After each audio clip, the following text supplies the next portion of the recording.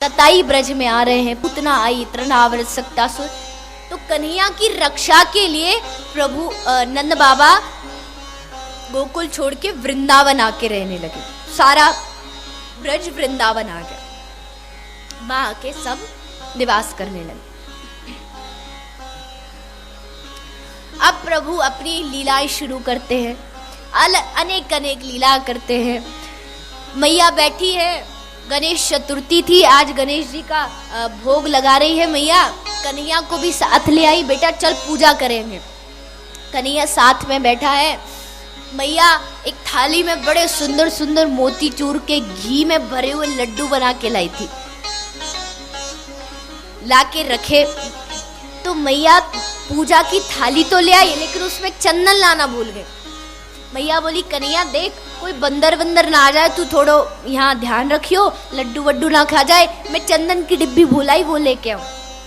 कन्हैया बोले जा मैया मैं होंगे, मैं रक्षा करूंगी।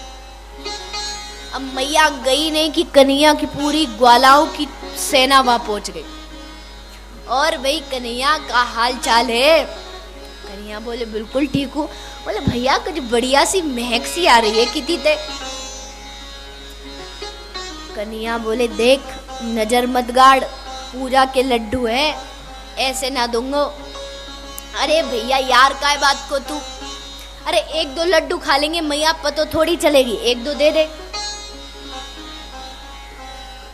कन्हैया ने बोला देख लियो भैया, एक और दो ही बातें ज्यादा ना। बोले हाँ बिल्कुल। कपड़ा हटाया जो लड्डुओं पे ढका था, घी में चकाचक लड्डू, और ब्रजवासी ने घी में चकाचक भोजन मिल रहा है, फिर क्या चाहिए। खुश हो गए। दो चार लड्डू क्या पूरी पूरी प्लेट में साफ, पूरी थाली साफ। एक लड्डू बच्चों बोले कन्हैया तू खाएगो?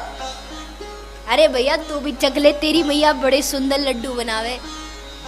कन्हैया ने बोले जब तुमने ही कर ली तो मैंने कौन सी कसम खाई है ना खाने की, लाओ। एक लड्डू कन्हैया के पेट में। अब इतने में मैया की पायल की आवाज आई। अब मची भगदड़, कोई इधर भागे कोई उधर भागे, कोई आगे कोई पीछे। अब कन्हैया बोला क्या करूं, लड्डू तो है नहीं, भाई पत्थर पड़े थे वो ला के रखे, ऊपर से ढक दी। बोले गणेश जी आज लड्डू खाएंगे, और ढक के रखे। मैया आ गई। अब जब मैया गई थी ना, तब कन्हैया से कह के गई थी बेटा हाथ जोड़ के ना कुछ सिर्फ आंख बंद करके ये कहता रहना बुद्धि दो विद्या दो, बुद्धि दो विद्या दो, बुद्धि दो यही कहते रहना, और कुछ मत कहना। अब कन्हैया ने देखा मैया आ गई, आंख बंद किए, बुद्धि दो विद्या दो, बुद्धि दो विद्या दो। मैया बोली मेरो तो बड़ो बढ़िया छोरा है, जैसे छोड़ के गई वैसे पायो, जरा सी भी शैतानी ना करी। मैया बोली लाला थाली पकड़ाइयो ने भोग लगाऊं। अब कन्हैया कांपे, थाली कहां से पकड़ाऊं, अगर गणेश जी गलती से भी एक लड्डू भी खा गए तो गणेश जी तो बस।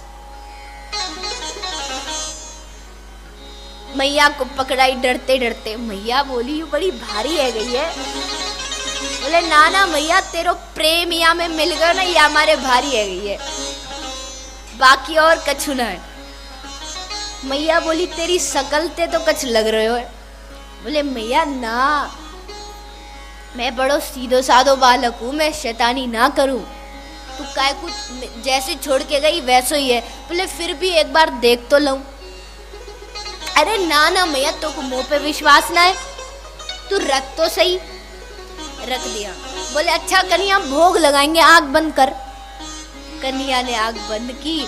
मैया ने चुपचाप कपड़ा उठा के देखा, पत्थर भरे पड़े। मैया ने तुरंत कान पकड़ा, जोर से मरोड़ा। अच्छा लड्डू कहाँ गए? जैसे कान पकड़ा, कन्हैया के आंसू से टप टप टप आंसू बिखरे। जैसे आंसू गिरा, आज तक मैया खूब गणेश जी को मनाती रही, आज तक तो गणेश जी आए नहीं, लेकिन ठाकुर जी के आंसू को देख के गणेश जी रह नहीं पाए, मूर्ति से प्रकट होके बोले मैया लड्डू मैंने खा ली।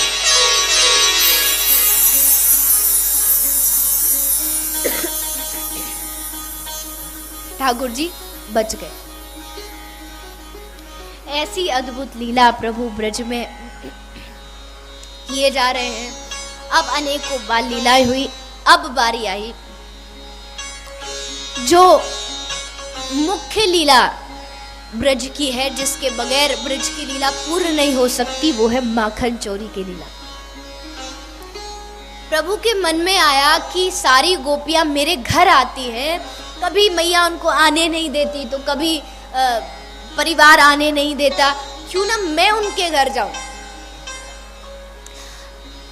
और सारे ग्वालाओं को भी आनंद दूं। क्या करूं?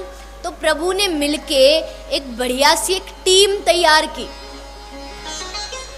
कन्हैया ने एक बढ़िया सी मंडली बनाई, समिति बनाई। समिति का नाम था कन्हैया की जो समिति थी, ढंग से नोट कर लेना, क्या पता किसी कभी प्रभु की कृपा हो जाए आपकी भी सदस्यता उस समिति में बन जाए। तो प्रभु की समिति का नाम था चोर विद्या प्रसारण मंडल समिति। ये कन्हैया का ट्रस्ट था और बड़े धड़ल्ले से चलता था, इसमें कोई रुकावट नहीं थी।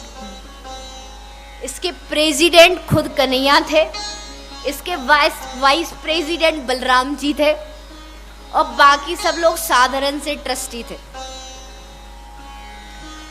और इस ट्रस्ट का एक ही काम था, गोपियों के घर जाओ, माखन चुराओ, मटकी फोड़ो और वहां से भाग जाओ।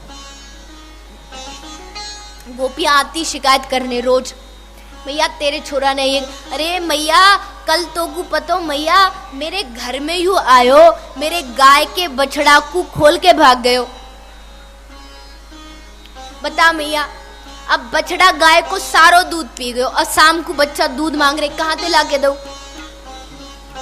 और मैया तो को पतो है बछड़ा दूध पी गयो, शाम को मेरी सास आई। अब सास तो सास है, शाम को आके मोते बोली तू दूध पी गई होगी, सारे गैया के दूध अकेली पी गई होगी। बची कुची कसर ननद ने उतार दी। बोले हाँ मैया, जब यू अपने मायके ते आई तब तो ऐसी थी, अब तो ऐसी हो गई। जरूर गैया के दूध को यही पीती होगी। ऐसी झाड़ लगाई मैया मोकू। अब तू अपने छोरा ते पूछना ही हो ऐसे काय को करे। मैया बोली कन्हैया तेने ऐसे करो, बड़ा सीधा सा मुंह बना के, मैया करो तो सही पर वाके पीछे बड़ो भारी रहस्य है। कहा रहस्य है? बोले मैया ये जो इतनी बात बना रही है ना मैया, दया नाम की तो यहाँ में कोई चीज है ही ना। अरे मैया तो को पतो कल को बछड़ा जोर जोरते रंभा रहे हो। अब मैया एक बात बता, जब छोटे बालक को भूख लगे तो वो ये थोड़ी कहे कि मैया मुझे दूध चाहिए। अब मैया अम्मो को भूख लगे तो मैं तो रोना शुरू कर दूं, तो मैया तू समझ जाए कि अब भूख लग रही। अब वो गैया को बछड़ा रो रहे हो तो या को मतलब तो अब भूख लग रही, और यू खूटाते बांध के बाद चली गई अपने घर। अब मैया वो छोटो सो बालक वो भूखो रहे, यू अच्छो थोड़ी लगे, मैंने खोल दियो दूध पी गयो।